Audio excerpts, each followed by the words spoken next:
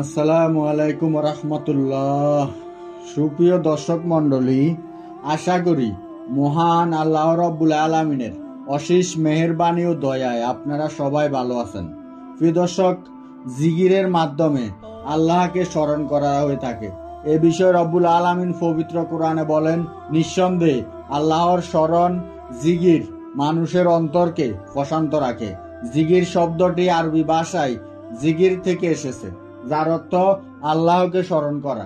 জিকির ইসলাম ধর্মের অন্যতম একটি পবিত্র কাজ হিসাবে গণ্য করা হয়। জিকির সম্পর্কিত অনেক হাদিস রয়েছে এবং পবিত্র কোরআনেও বর্ণনা দেওয়া রয়েছে। প্রিয় দর্শক, আজকে পবিত্র মাহে রমজানে সহজ 10টি জিকির আপনাদেরকে শিখিয়ে দিব, যার সওয়াব অনেক অনেক বেশি। এবং মাহে রমজানে এই 10টি জিকির করার বিশেষ গুরুত্ব আছে, যা আপনি ভিডিওটি পুরো দেখার পর বুঝতে পারবেন। প্রতিদিন 100 বার সুবহানাল্লাহ পাঠ করলে 1000 সওয়াব লেখা হয় এবং 1000 গুনাহ মাফ করা হয়। প্রিয় দর্শক, এখানে যদি আপনি মাহে রমজানে প্রতিদিন 100 বার সুবহানাল্লাহ পাঠ করেন, তাহলে আপনার 1000 গুণ 70 অর্থাৎ 70,000 সওয়াব লেখা হবে এবং একইভাবে 1000 গুণ 70 অথবা 70,000 গুনাহ মাফ করা হবে। সুবহানাল্লাহ। কেননা রাসূলুল্লাহ সাল্লাল্লাহু আলাইহি সাল্লাম বলেছেন, রমজানের ফজিলত অনেক বেশি, কারণ রমজানে নাজিল হয়েছে পবিত্র কোরআন। এই মাসে একটি রাত রয়েছে যা 1000 মাসের চেয়ে উত্তম। এই মাসের নফল ইবাদত অন্য সময়ের ফরজ ইবাদতের সমান সওয়াব পাওয়া যায় এবং এই মাসের একটি ফরজ ইবাদত অন্য সময় করা 70টি ফরজ ইবাদতের সমান সওয়াব পাওয়া যায়। প্রিয় দর্শক, এই হাদিস থেকে স্পষ্ট জানা যায় রমজান মাসে আমলগুলোর সওয়াব 70 গুণ বৃদ্ধি করা হয়। এবার আসুন আমরা দ্বিতীয় জিকির সম্পর্কে জানি। তিরমিজি শরীফের 762 নম্বর হাদিস এটি, যেখানে বলা হয়েছে আলহামদুলিল্লাহ মিজানের পাল্লাকে ভারী করে দেয় এবং এটি সর্বোত্তম দোয়া জিকির। সুবহানাল্লাহ। আমরা আলহামদুলিল্লাহ শব্দের অর্থ হলো সকল প্রশংসা আল্লাহ রাব্বুল আলামিনের। প্রিয় দর্শক, রাসূল সাল্লাল্লাহু আলাইহি সাল্লাম বলছেন, মিজানের পাল্লা সবচেয়ে ভারী জিকির হচ্ছে আলহামদুলিল্লাহ। প্রিয় দর্শক, যদি রমজান মাসে একবার আলহামদুলিল্লাহ বলি, তাহলে এটি 70 গুণ বেশি সওয়াব পাবো। অথবা আলহামদুলিল্লাহ এটি একটি নফল জিকির হলো, আমরা ফরজের সমান সওয়াব পেয়ে যাবো। সুবহানাল্লাহ। তৃতীয় জিকিরটি হচ্ছে লা ইলাহা ইল্লাল্লাহ। এটি হলো সর্বোত্তম জিকির। ইবনে মাজাতে 1249 নম্বর হাদিসে রয়েছে, লা ইলাহা ইল্লাল্লাহ, আল্লাহ ছাড়া কোনো ইলাহা নেই। কলব থেকে জিকিরটি করতে হবে। এটি রাসূলুল্লাহ সাল্লাল্লাহু আলাইহি সাল্লাম বলেছেন সর্বোত্তম জিকির। এই জিকিরটি আমরা রমজান মাসে করলে 70 গুণ সওয়াব পাবো। সুতরাং কেন রমজান মাসে অবসর সময়ে টিভি আর মোবাইল ফোনে সময় কাটিয়ে নষ্ট করব? চলুন লা ইলাহা জিকির প্রতিবার পড়ি আর 70 গুণ সওয়াব পেয়ে যায়। এই মাসটিতে হচ্ছে সর্বশ্রেষ্ঠ সুযোগ ইবাদতের জন্য। চতুর্থ জিকিরটি হচ্ছে সুবহানাল্লাহিল ওয়া বিহামদিহি, সুবহানাল্লাহি আলহামদুলিল্লাহি ওয়া লা ইলাহা ইল্লাল্লাহু আল্লাহু আকবার। সুবহানাল্লাহ।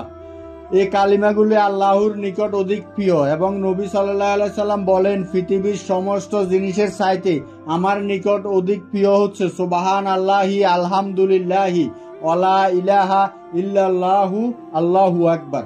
প্রিয় দর্শক, একবার ভাবুন, যদি আপনি মাহে রমজানে একবার পড়েন, তাহলে কিন্তু এই জিকিরটি 70 গুণ বেশি সওয়াব পেয়ে যাবেন। পঞ্চম জিকিরটি হচ্ছে সুবহানাল্লাহি ওয়া বিহামদিহি। যে ব্যক্তি সুবহানাল্লাহি ওয়া বিহামদিহি প্রতিদিন 100 বার পাঠ করবে, সমুদ্রের ফেনা পরিমাণ সগীরা গুনাহ থাকলে তাকে মাফ করে দেওয়া হবে। সুবহানাল্লাহ। সহিহ আল বুখারী 168 নম্বর হাদিস, সহিহ মুসলিম 2071 নম্বর হাদিস। প্রিয় দর্শক, সুবহানাল্লাহ এর মাধ্যমে আল্লাহর প্রশংসা হলো, অবিহামদিহি এর মাধ্যমে আল্লাহর শুকরিয়া আদায় হলো। সংক্ষিপ্ত একটি বাক্যে রব্বুল আলামিনের প্রতি সর্বশ্রেষ্ঠ কৃতজ্ঞতা প্রদর্শন হয়ে গেল। সুবহানাল্লাহি ওয়া বিহামদিহি। প্রতিদিন 100 বার পাঠ করলে সমুদ্রের ফেনা পরিমাণ গুনাহ থেকেও তা আল্লাহ রব্বুল আলামিন মাফ করে দিবে। প্রিয় দর্শক, এখানে যদিও সগীরা গুনার কথা বলা হয়েছে, আপনি যদি মাহে রমজানে এই জিকিরটি করতে থাকেন, তাহলে একবার ভাবুন, 100 বার যদি আপনি পড়েন, তাহলে 70 দিয়ে গুণ করার ফলে 7000 বার হয়ে যাবে। মাহে রমজানে আপনি এই জিকির 100 বার পড়ার মাধ্যমে 7000 বার সওয়াব পেয়ে যাবেন, আর আপনার হাজারো গুনাহ আল্লাহ তাআলা ক্ষমা করে দিবে। সুবহানাল্লাহ। ষষ্ঠ নাম্বার হচ্ছে, নবী সাল্লাল্লাহু আলাইহি সাল্লাম বলেন, সুবহানাল্লাহি ওয়া বিহামদিহি সুবহানাল্লাহিল আযীম। এই কালিমাগুলো জিহ্বায় উচ্চারণ সহজ, মিজানের পাল্লায় ভারী, দয়াময় আল্লাহর নিকট প্রিয়। সুবহানাল্লাহ, সুবহানাল্লাহি ওয়া বিহামদিহি, সুবহানাল্লাহিল আযীম। এই কালিমাগুলো জিহ্বার উচ্চারণ সহজ, মিজানের পাল্লায় ভারী, দয়াময় আল্লাহর কাছে নিকট। রাসূলুল্লাহ সাল্লাল্লাহু আলাইহি সাল্লাম কতটা আবেগ মিশ্রিত ভাবে এই জিকিরটি প্রশংসা করেছেন।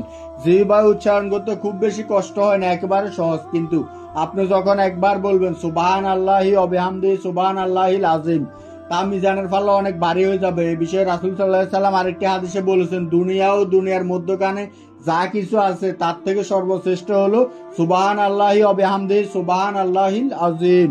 ইনশাআল্লাহ আমরা মাহে রমজানে এই জিকিরটি একবার পাঠ করে 70 বারের সওয়াব নেওয়ার চেষ্টা করব। এটি রয়েছে সহিহ আল বুখারী 168 নম্বর হাদিসে এবং সহিহ মুসলিমে 2072 নম্বর হাদিসে।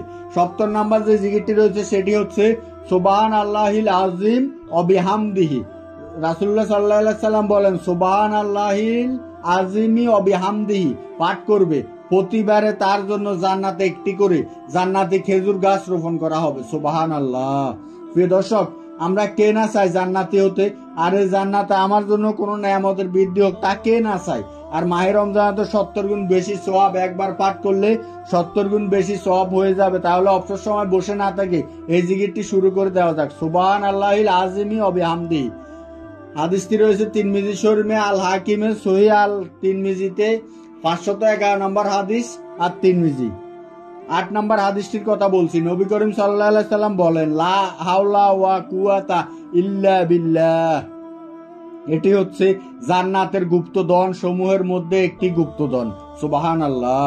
একবার ভেবে দেখুন, লা হাওলা ওয়ালা কুওয়াতা ইল্লা বিল্লাহ।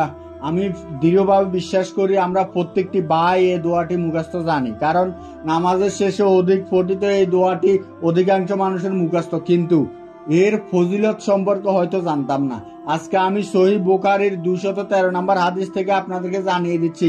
রাসূল সাল্লাল্লাহু আলাইহি সাল্লাম বলছে, লা হাওলা ওয়ালা কুওয়াতা ইল্লা বিল্লাহ হচ্ছে জান্নাতের গুপ্তধন। জান্নাতে যত গুপ্তধন আছে তার মধ্যে অন্যতম গুপ্তধন হচ্ছে লা হাওলা ওয়ালা কুওয়াতা ইল্লা বিল্লাহ। সুতরাং রাসূল যখন বলছে এই দোয়াটি জান্নাতের গুপ্তধন, তাহলে আপনি বুঝে নিতে পারেন এর ফজিলত কত বেশি। আর মাহে রমজানে তো 70 গুণ বেশি সব থাকছেই। আর এই রমজানের সময়টিতে আমরা বসে না থেকে আমলটি করার চেষ্টা করবো ইনশাআল্লাহ।